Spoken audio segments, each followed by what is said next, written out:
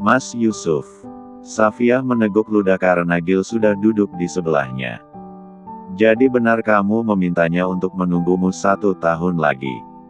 Astagfirullah, enggak ada mas. Ingat Safiyah. Gil merampas ponsel sang istri. Kamu masih istriku. Jangan macam-macam di belakangku. Aku haramkan kamu bertemu dengan si Yusufmu itu. Gil mengetik sesuatu di ponsel Safiyah. Safiyah, jangan panggil aku bidadari lagi. Kalau tidak kamu akan mati. Gil mengirim pesan itu atas nama Safiyah. Mas, kenapa sih? Aku nggak punya hubungan apapun sama Mas Yusuf. Kenapa kamu masih chattingan sama dia? Ingat Safiyah. Jangan main-main denganku. Gil memperlihatkan layar ponsel yang memblok nomor Yusuf. Mas. Helikopter itu sudah mulai terbang. Gil membuang ponsel Safiyah dari jendela helikopter itu. Astagfirullah, mas. Kok HP aku dibuang sih? Salah sendiri. Jadi wanita kegatelan. Sok cantik. Besok-besok kamu pakai kacamata hitam saja ke kantor.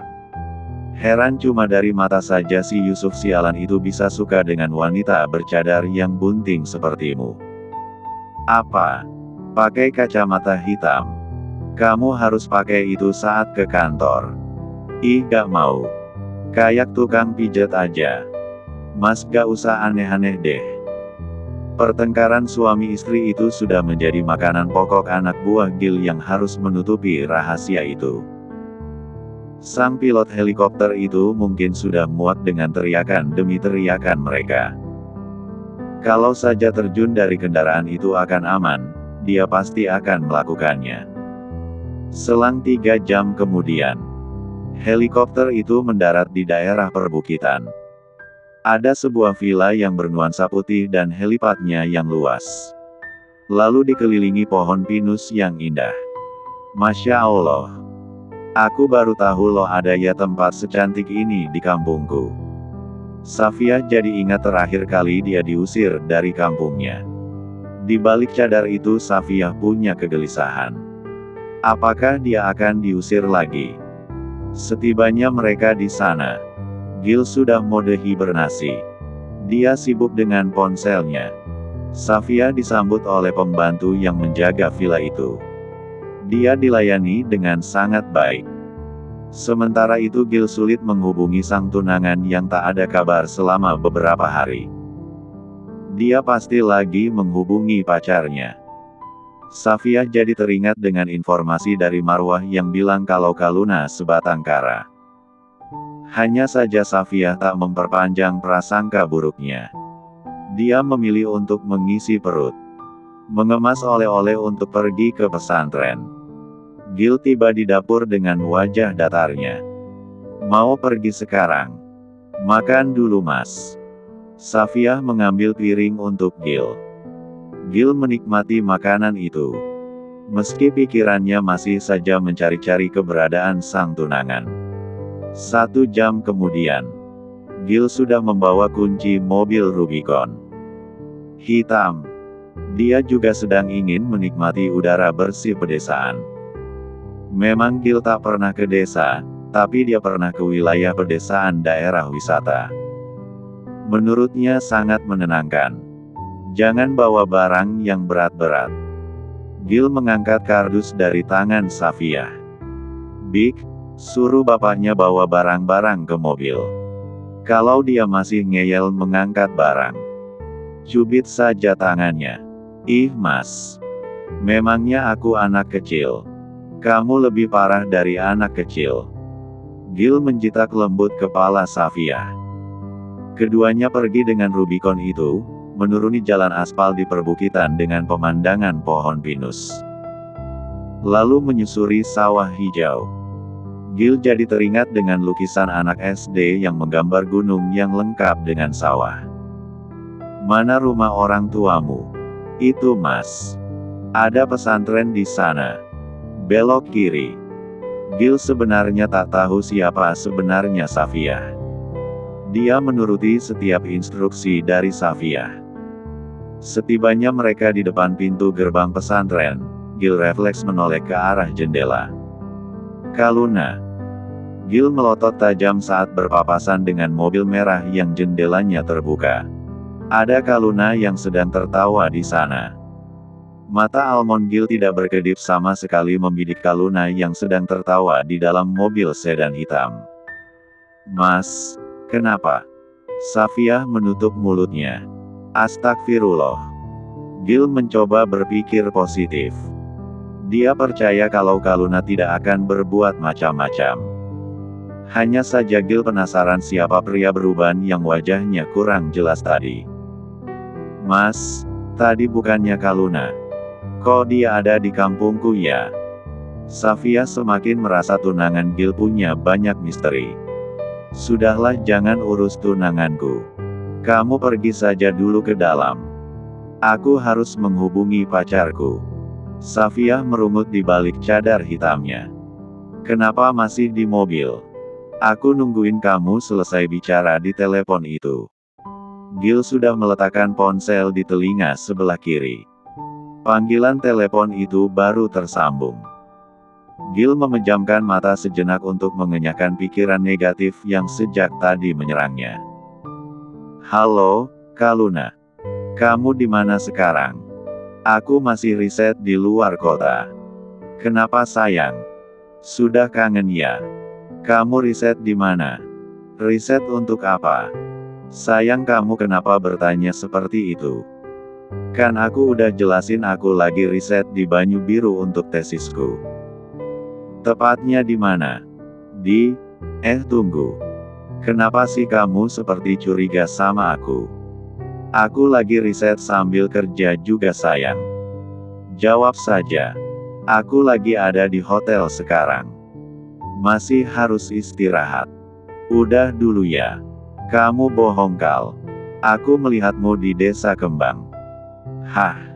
Kok kamu ada di sana? Itu tidak terlalu penting. Kenapa kamu bohong? Tadi kamu pergi sama siapa? Aku. Kaluna menarik nafasnya sebentar. Aku bohong karena takut kamu marah. Aku naik Gunung Kendil terus lewat Desa Kembang juga. Aku tahu kamu pasti marah kalau aku kecapean. Gil merasa masuk akal penjelasan Kaluna. Daerah itu memang dekat. Tapi kenapa kamu cuma berdua di mobil sedan lewat desa sini? Oh, ini Profesor Jamil. Rombongan kami yang lainnya di mobil yang lain. Kamu kan tahu aku di rumah sakit udah diratukan semua orang. Itu berkat kamu, sayang. Tapi aku janji nggak akan bohong lagi. Gil menghela napas panjang. Dia bisa melunturkan prasangka buruknya dari pikiran. Senyum Gil terbit kembali. Ya sudah. Kamu jaga diri. Kalau kamu hilang di gunung aku gak bisa hidup. Safia memutar bola matanya. Dia ingin muntah mendengar gombalan Gil yang lebih parah dari anak SD.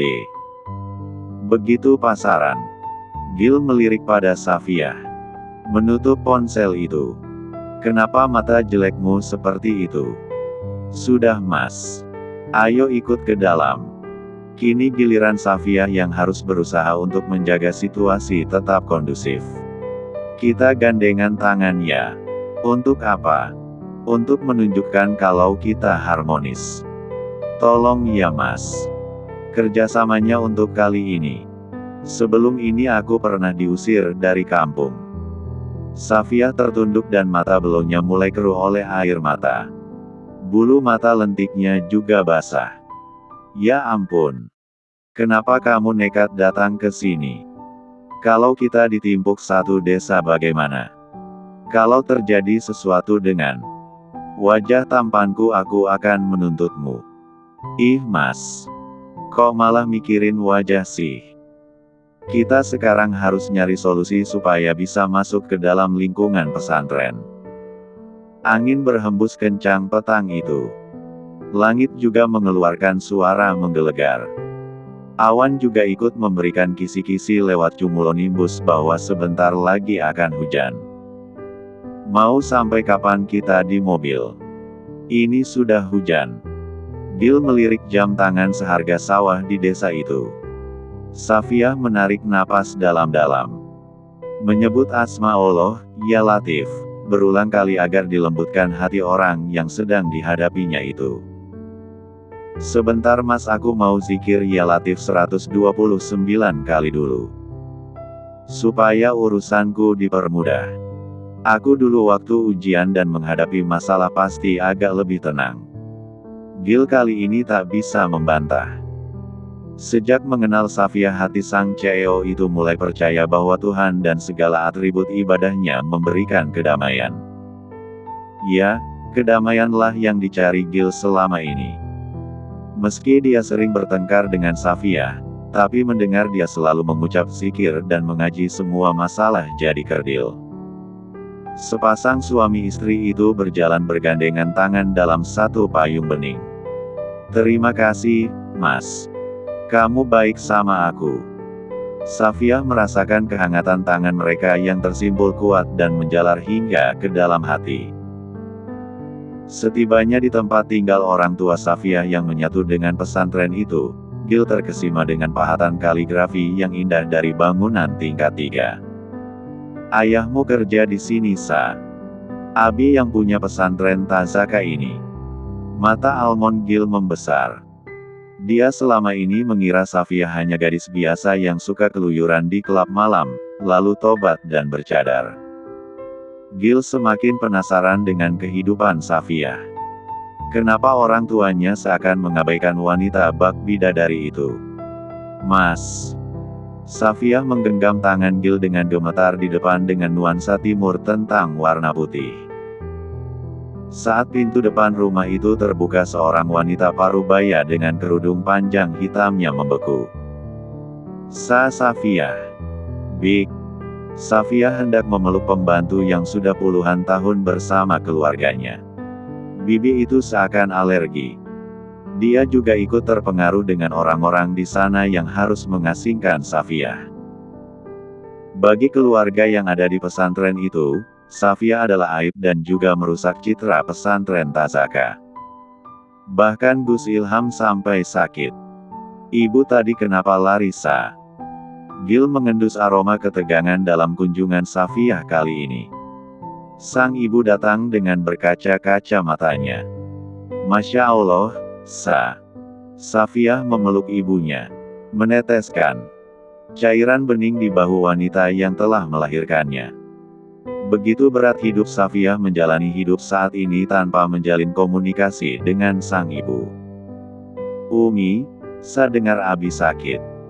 Sa mau jenguk Abi sama suami Sa. Suara Safiyah parau dan matanya sembab. Sang ibu menatap Gil yang hanya tersenyum tipis. Kesan pertama yang dilihat wanita parubaya itu pada Gil adalah mahal. Aroma parfum mus yang mencuat mewah. Wajah bak disetrika begitu rapi dan sangat proporsional. Masya Allah. Jadi ini menantu Umi. Siapa yang akan menolak pria seperti itu, pikirnya. Sang ibu beralibi Safiyah bisa masuk ke jurang dosa karena pesona Gil sulit untuk ditolak. Bu. Gil melambaikan tangan saat mertuanya ternganga dengan mulut. Ternganga. Nanti masuk serangga mulutnya. Astagfirullah. Wanita itu membetulkan kerudung hitamnya dengan tersipu.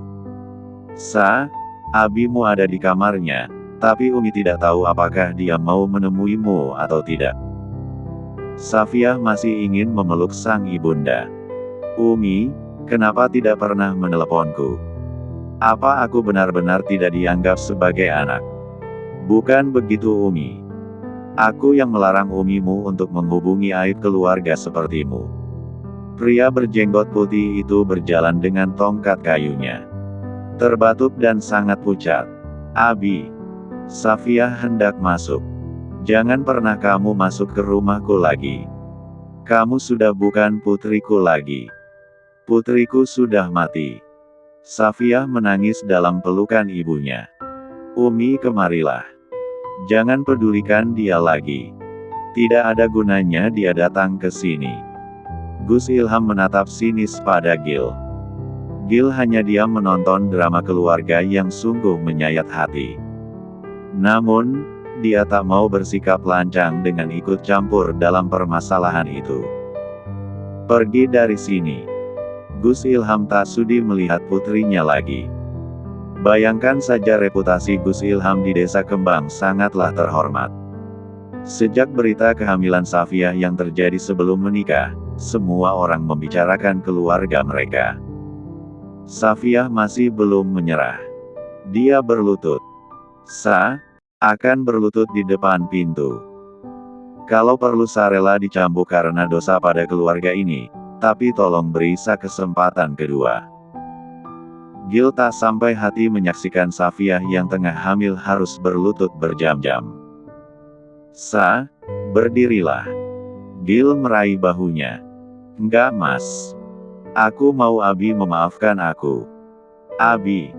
Suara Safiyah semakin serak karena tangisannya yang sulit surut.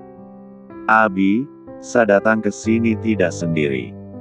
Ini suami Sa. Tolong terimalah kami.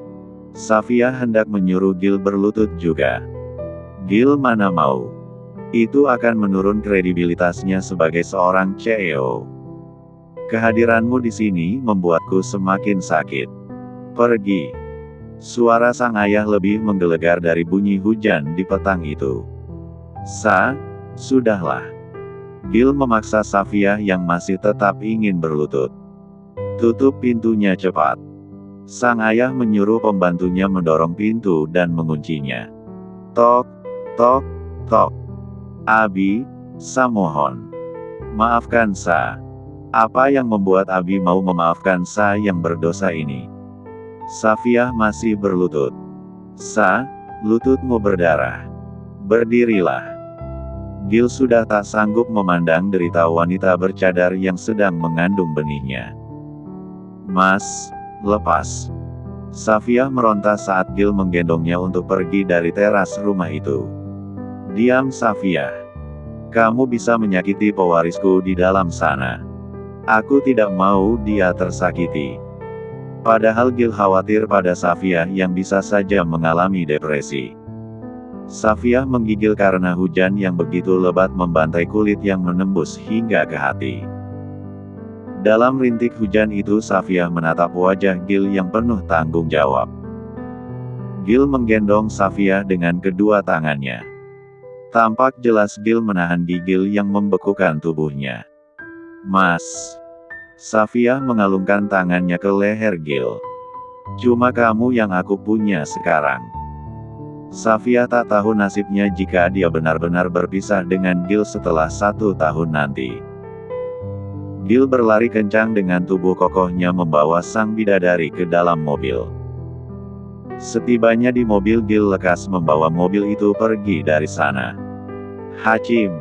Safiyah menggigil luar biasa. Wajahnya pucat. Tangisan belum juga reda. Gil masih memberi ruang untuk Safiyah melepaskan kesedihannya. Dia tahu wanita bermata indah itu luka fisik dan hatinya. Sabar, Sa. Kita sebentar lagi akan tiba di villa. Gil menahan gigilnya untuk mengemudikan mobil dengan kekuatan tinggi. Mereka tiba dalam waktu 15 menit ke villa yang ada di perbukitan itu. Sa, kamu baik-baik saja. Gil tak bisa membiarkan Safiyah mati membeku. Dia menggendong wanita itu untuk tiba di dalam kamar. Gil masuk ke villa menuju kamar mandi dan menyiapkan air hangat. Membawa Safiyah ke dalamnya. Mas. Safiyah menahan tangan Gil yang hendak keluar dari bathtub itu. Aku mau Mas tetap di sini. Gil mana tega meninggalkan perempuan yang sedang rapuh itu sendirian. Safiyah mendekap sang suami. Melanjutkan sisa isak yang menyesakkan. Jangan menangis lagi. Gil ikut membantu Safiyah untuk melepas cadar dan kerudung panjangnya. Gil tahu dirinya akan lepas kendali jika berlama-lama di dalam bathtub itu saat bersama Safiyah. Apalagi Safiyah yang bak bidadari jika sudah membuka cadar dan kerudungnya. Kamu bersihkan dirimu. Gil tetap melepaskan tangan Safiyah yang masih berusaha menahannya. Safiyah merasa sedikit lebih nyaman karena Gil memberi akses untuk mendapatkan kehangatan itu. Malam itu hujan sudah mulai mereda. Gil masih penasaran dengan kabar Safiyah setelah berendam di bathtub. Gil tiba di dapur. Tolong buatkan bubur dan air hangat. Beli juga obat flu dan demam di apotik. Baik, Tuan. Terima kasih. Gil menyilangkan tangan di atas hoodie hitamnya. Sang CEO menuntaskan rasa penasarannya dengan mengintip Safiyah yang ada di kamarnya.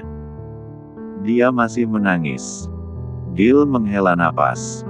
Mengambil kotak P3K di kamarnya. Lalu membawa barang-barang itu ke kamar sang istri. Safiyah menyelimuti dirinya. Dia masih menggigil meski sudah mengenakan kaos panjang warna hitam. Mas. Gil memperhatikan kamar bernuansa kayu itu. Tampak tenang, tapi menyimpan rahasia kesedihan Safiyah. Tetap di sana. Gil duduk di pinggir kasur itu. Ulurkan kakimu ke bawah. Safiyah menurunkan kakinya ke bawah kasur. Gil menaikkan rok Safiyah hingga ke atas lutut. Kenapa bodoh sekali?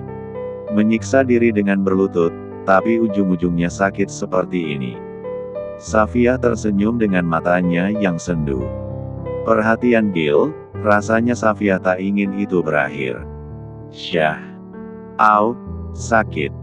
Safiyah memejamkan mata saat luka itu dibersihkan dengan kapas oleh Gil. Gil meniup luka itu perlahan dan mengoleskan obat luka. Safiyah terkesima dan jantungnya meletup-letupkan kembang api yang indah.